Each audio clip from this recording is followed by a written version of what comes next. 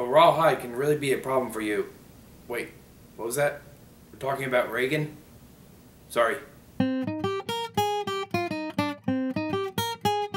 Hello and welcome to Novel Narratives.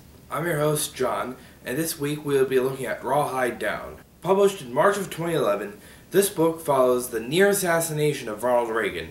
As this book points out, pretty much everyone in America knows that in 1981, Ronald Reagan was shot, but this book really points out just how close he actually came to death. Now, I'm a history buff. I actually minored in history at college, but this was a really good book, even if you're not a fan of history, politics, or Reagan, because fortunately there's not really that much in the term of politics in here.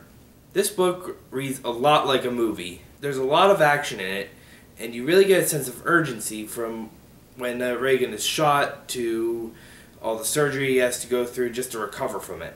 Of course, you also get to hear a lot from John Hinckley's side of the story, the guy who wanted to shoot Reagan.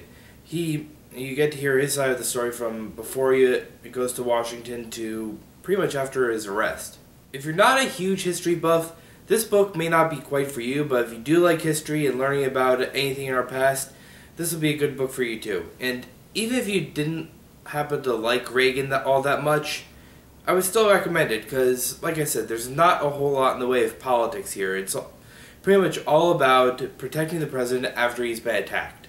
I will give this book 4.5 out of 5 stars because, like I said, I do acknowledge that not everyone likes history, and they may not quite like this book. Next week, we will be looking at another historical book, The Killing Zone, My Life in Vietnam, which, as you can probably tell, follows the life of one soldier in the Vietnam War. But that's about all we have for this week. I'm John, and keep on reading. Later.